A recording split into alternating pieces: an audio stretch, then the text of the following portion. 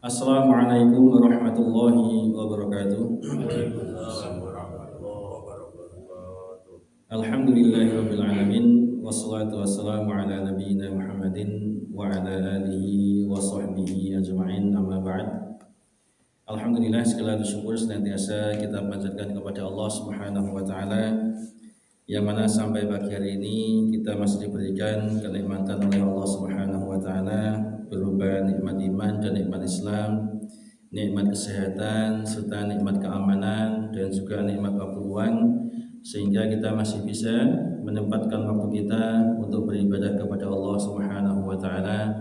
Semoga Allah Subhanahu wa taala mengaruniakan kepada kita keistiqomahan di atas ketaatan, istiqomah di dalam belajar agama, dimudahkan Allah untuk bisa memahami serta mengamalkannya, sehingga ini semuanya bisa bermanfaat kepada kita kelak ketika kita menghadap Allah Subhanahu wa taala. Amin ya rabbal alamin.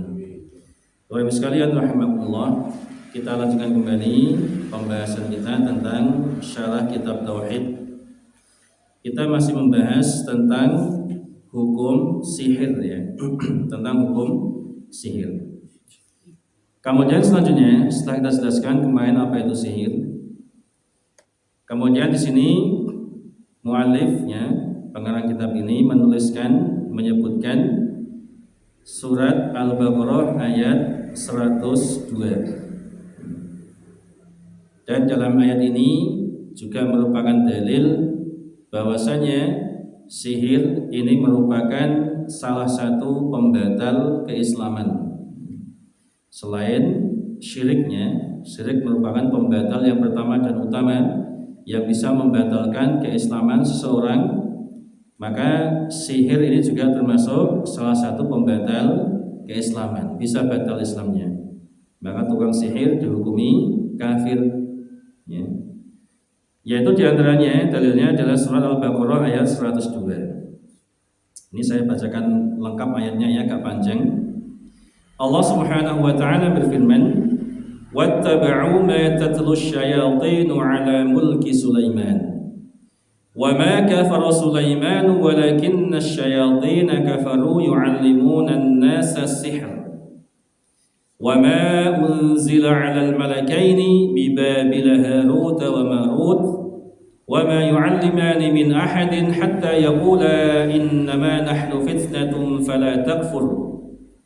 فَيَتَعَلَّمُونَ مِنْهُمَا مَا يُفَرِّقُونَ بِهِ بَيْنَ الْمَرْءِ وَالزَّوْجِ وَمَا هُمْ بِضَارِّينَ بِهِ مِنْ أَحَدٍ إِلَّا بِإِذْنِ اللَّهِ وَيَتَعَلَّمُونَ مَا يَضُرُّهُمْ وَلَا يَنفَعُهُمْ وَلَقَدْ عَلِمُوا لَمَنِ اشْتَرَاهُ مَا لَهُ فِي الْآخِرَةِ مِنْ خَلَاقٍ وَلَبِئْسَ مَا شَرَوْا بِهِ أَنفُسَهُمْ لَوْ كَانُوا يَعْلَمُونَ. Yang artinya,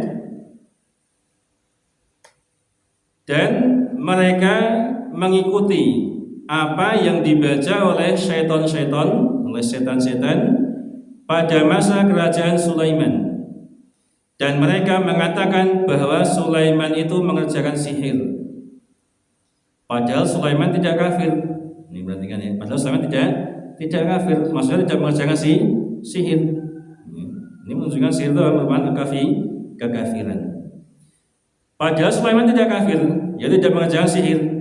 Hanya setan-setanlah yang kafir ya, mereka yang mengerjakan sihir.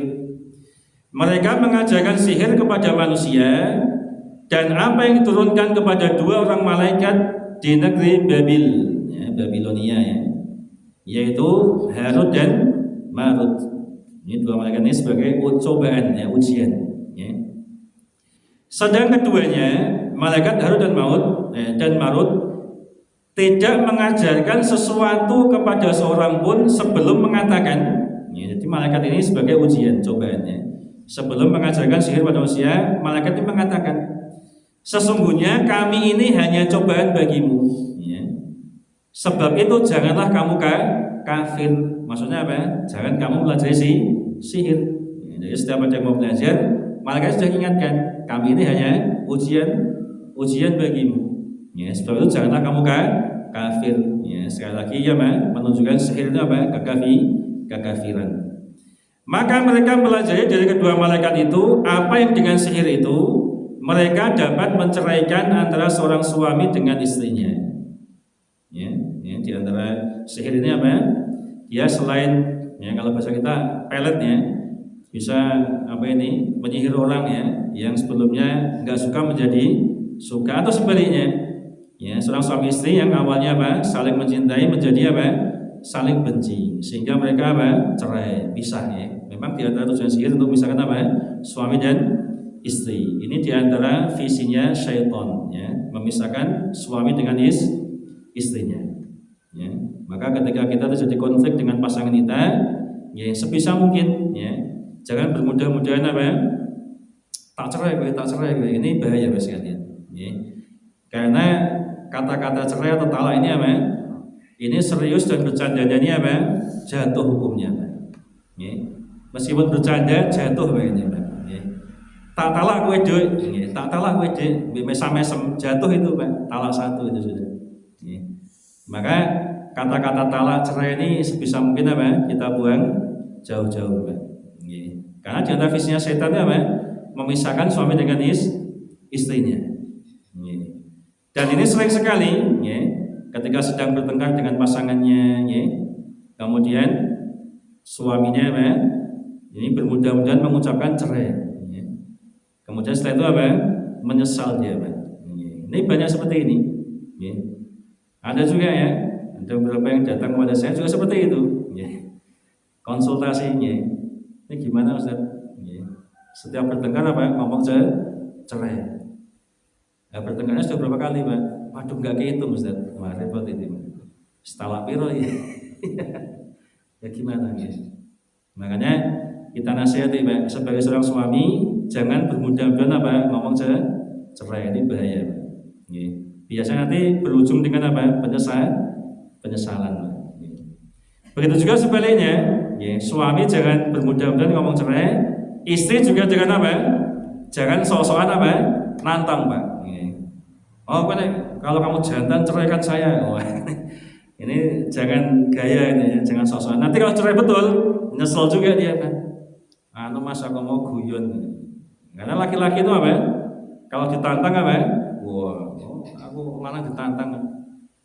Pegat aku Mas, ya tak pegat tentang dia sudah. Nanti dia sendiri juga nyesel. Jebule jadi rondo ya ora enak. Anaknya secili-cili susah Dia aja munafik. Ini biasanya baru nyesel nanti. Maka sekali lagi ini diantara visinya syaitan memisahkan suami dengan istrinya. Maka kita kalau bertengkar, seemosi apapun, usahakan jangan sampai keluar kata-kata cerai atau talak. Bukan berarti tidak boleh itu sesuatu yang paling kalau sudah mentok-mentok pol ini boleh tidak apa-apa. Kalau memang itu maslahat, tidak mungkin lagi boleh.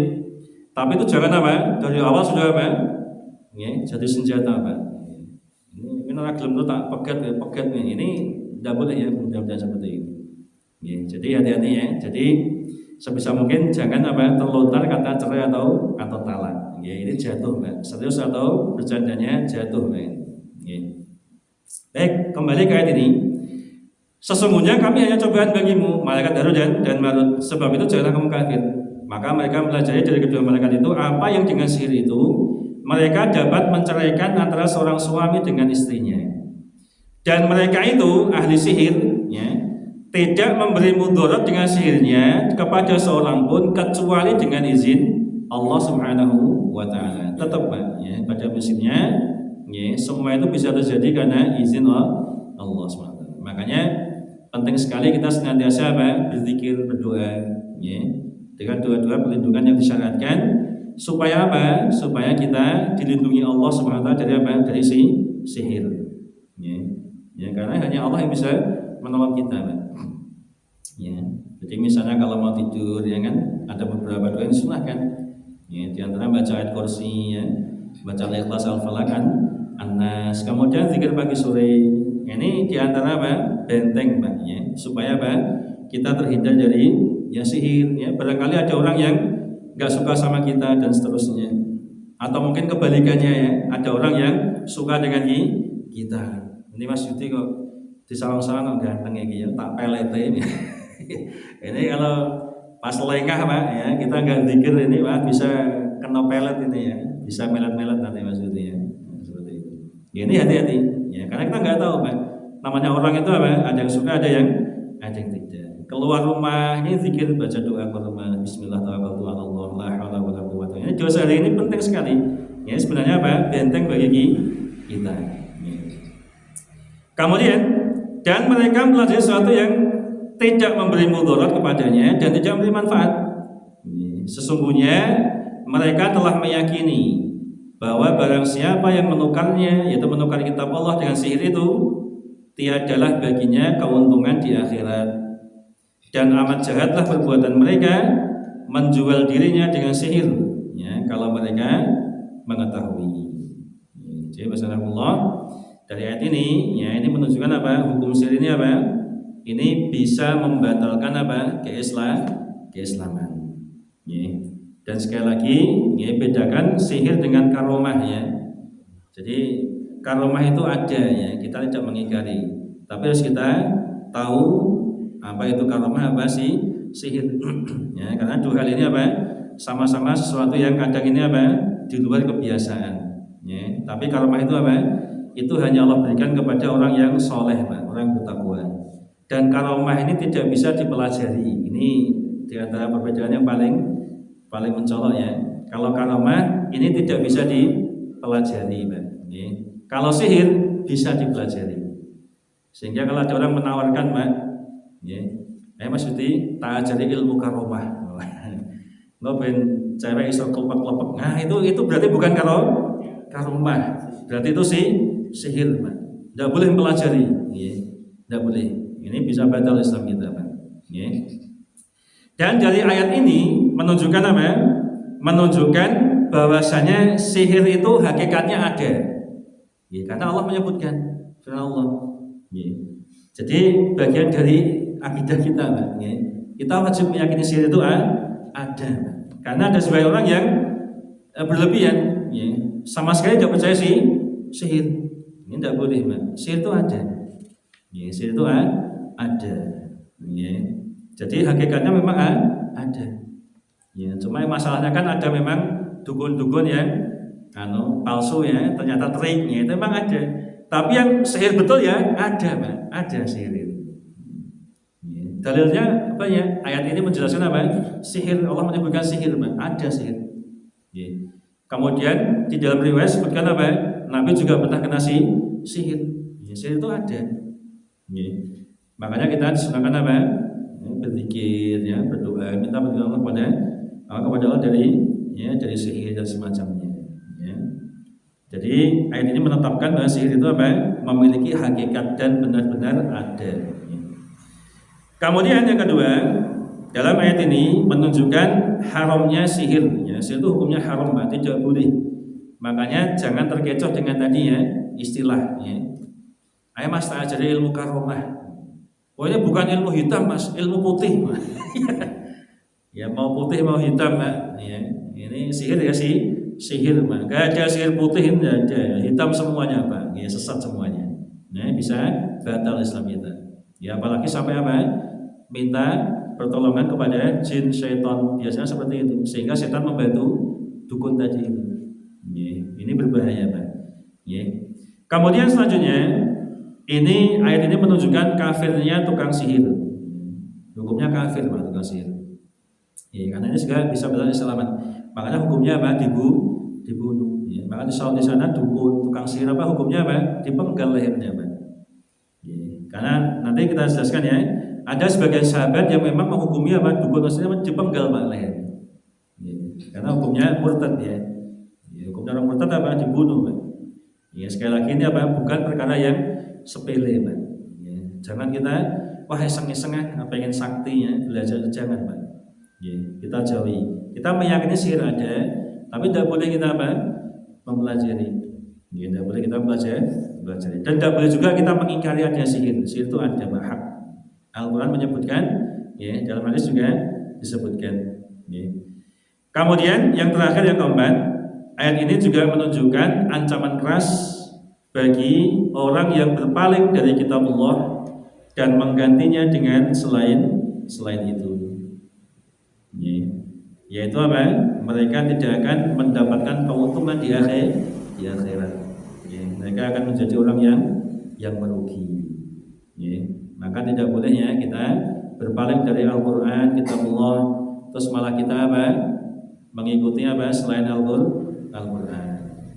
Pedoman kita adalah Al-Quran dan Sunnah Nabi SAW, dan memahami keduanya dengan pemahaman yang benar, yaitu pemahaman salafus soleh, pemahaman sahabat, tabi'in dan tabi'in. Kenapa?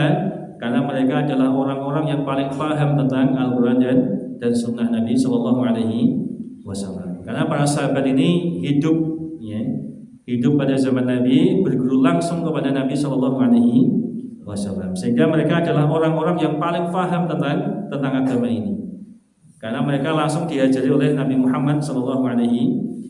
Wahyu turun pada zaman mereka. Maka kalau kita mau selamat, ikuti pemahaman sahabat. Ini masalah apa? Masalah agama. Pemahaman mereka sama selamat, dan mereka adalah orang-orang yang sudah apa? Dijamin surga. Radhiyallahu anhum wa radu anhu. Allah ridho kepada mereka dan mereka ridho kepada Allah. Allah mengatakan ridho kepada mereka. Kalau Allah sudah mengatakan ridho, kalau Allah sudah ridho kepada seorang sekalian, ini kira-kira orang itu pasti baik atau tidak? Pasti masuk surga atau tidak? Pasti, Pak. Beda dengan kita ya. Misalnya saya ridho dengan Mas Yudi, saya senang Mas Yudi. Ini apakah otomatis Mas Yudi ini mesti orang baik? Belum tentu, Pak. Karena saya cuma bisa melihat apa? Zahirnya saja. Kita itu kan hanya bisa melihat zahir. Hati orang kan nggak tahu kita ya. Ternyata Mas Yudi menyimpan udang di balik batu. Ya kita kan nggak tahu ya.